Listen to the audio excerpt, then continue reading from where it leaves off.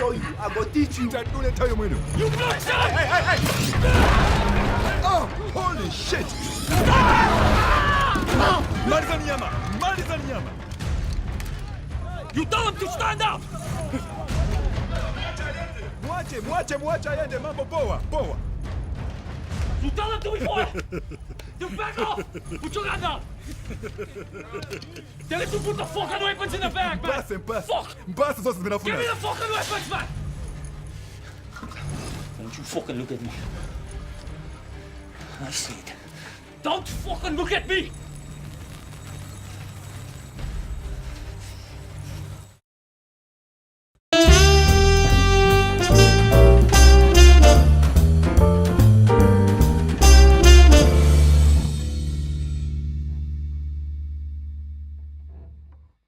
Welcome to your entertainment ticket. We just saw a movie called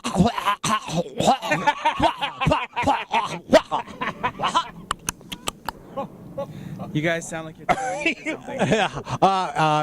It's called District 9, and it includes a lot of footage on some great-looking aliens, by the way.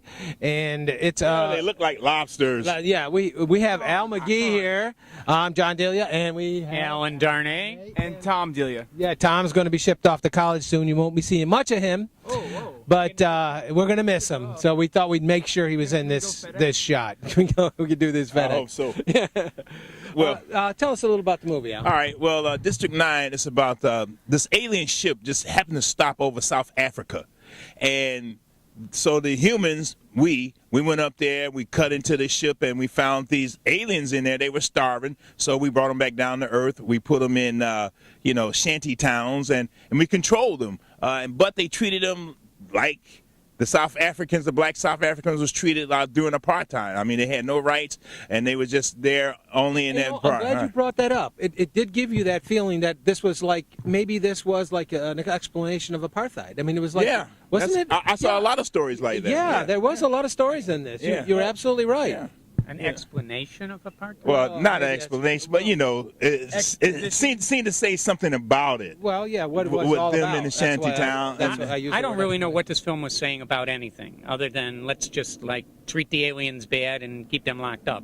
Yeah. That's pretty much what this film was all about for me. And they were rebelling. They were rebelling against what was happening. Well, they didn't rebel that much because remember they've been there for 20 years. They've been there 20 years, and they did their little things that they did, and the humans and they killed them. Yeah. They didn't have a real big rebellion. Yeah, like eat cows' heads and goats' heads and. Well, that's what they did, you know. And what about the? You should see what they eat in North Korea. I mean, yeah, well, nothing. Like cat food was their main diet. Yeah, I mean, I didn't understand that. But I have to talk about the lead character, Sharlto Copley. Oh man, this guy! I thought he did a very good job. In this part as he played Wilkes van der Marie. I hope that's the right pronunciation of that. What do you think it is?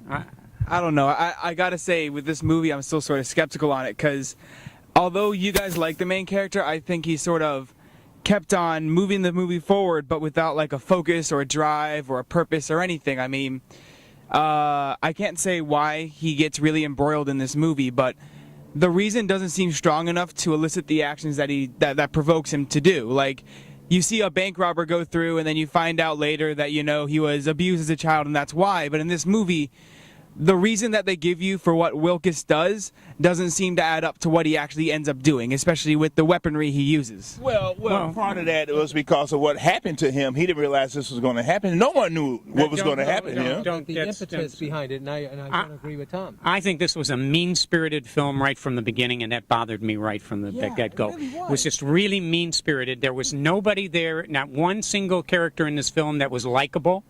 Not even the main character. You just followed his story along because he was the main character. But I didn't like him. There was nothing likable about this guy from beginning to end. And his character arc in the story was like almost non-existent. And I just think it was just an excuse to blow film and do some special effects, some CGI. The CGI was extremely good. That's about it. But the CGI does not make a movie for me. I thought his character was very good because he was a weak guy. The reason he got chosen for that because his stepfather chose him to do what he's supposed to do.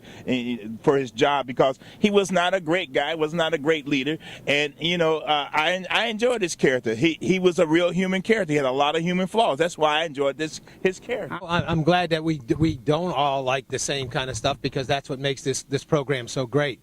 I want to say this. I thought the camera work was a problem in the film. I know in the beginning you had to have the Cloverfield type of feel, but as it progressed on, there was no great cinematography like we're used to, so that we could really sort of like bite into the movie. It was more like kept on moving with this handheld camera, and to me it sort of bothered me. It wasn't as bad as Cloverfield. I will not say it was anything like Cloverfield, as bad as that, but you got that feel that everything was on camera. But what was not necessarily to be on camera was not put into a cinematographic form where you could really enjoy it. It was just a poor story. Well, I disagree with that about the camera work. This started off as a documentary type of film, and I enjoyed the handheld. I enjoyed the handheld. I enjoyed the documentary style. And I enjoyed the camera work. It was something different. It was something different that a lot of directors haven't done.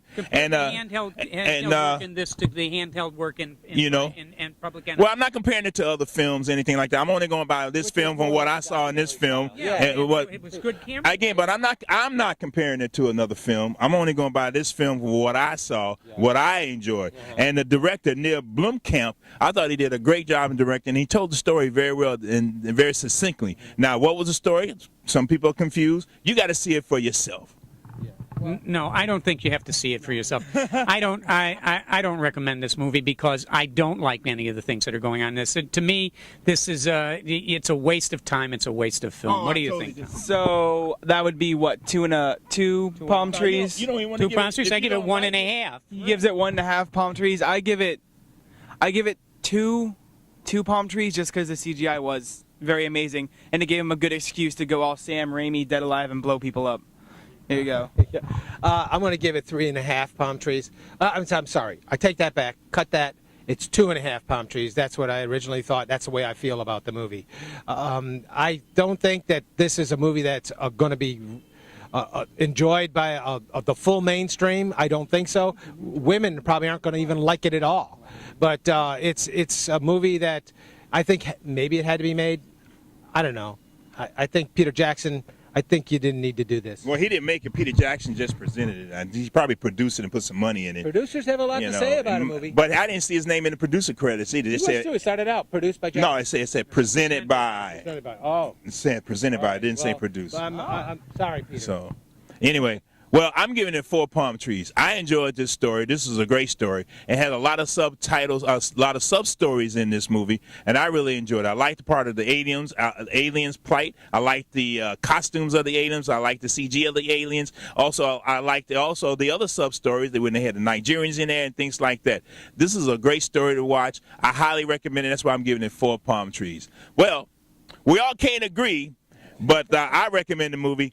Sound like they don't recommend the movie, but you got to see for yourself. That's why we here at Your Entertainment Ticket just let you know what the movie's about, and you decide for yourself. But we are professionals.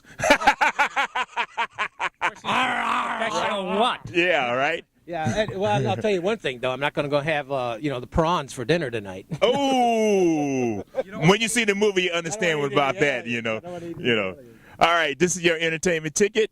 YETicket.com. I'm Al McGee with John, Tom, and Alan. Keep watching us every day. And the day after.